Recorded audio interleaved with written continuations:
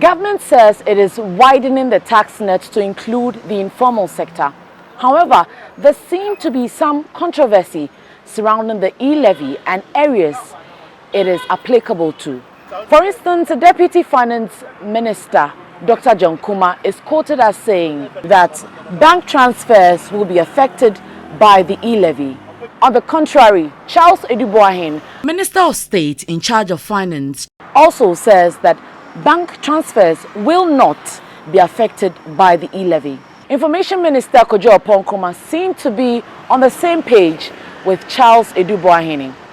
I must be honest with you, I am not familiar with what it is about remittances and bank transfers. What I do know has been approved, and what will be the detail in the bill when it has come to Parliament. My understanding as I speak to you now is that it applies to mobile money transfers. However, Kesel Atufo, a member of the Finance Committee, says that the electronic transaction levy will erase the cashless economy.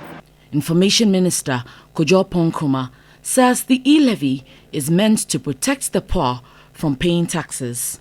About 40% of Momo transactions are under 100 Ghana cedis, and that data matches very well with the poor. If you go through this approach, you can excuse the poor from paying. For tax experts Dr. Ampabing, the E-Levy on mobile money and other financial transactions will erode government's gains on financial inclusion.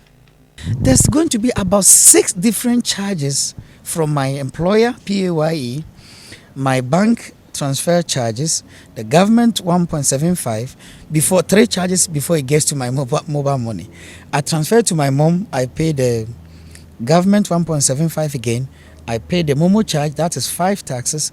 Then my mom goes and withdraw, she pays the government 1.75 and then pays the mobile money charges. So to me, this is not a sustainable way of raising revenue.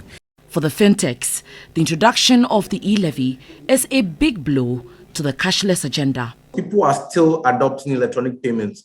It's not like everybody's on board. Taxes that are going to be imposed will make it more expensive. So people will go and actually withdraw actual cash and come and make cash payments at the tills or at the point of sale, which is why I think it's going to bring us back in respect of how much progress we've made over the years.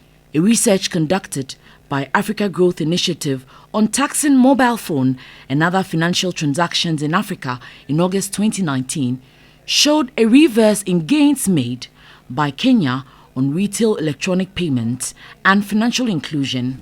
From reactions gathered so far from the public, as well as some fintechs, there are suggestions that transactions may soon move from e-channels back to cash after a decade's hard work of working towards a cashless society.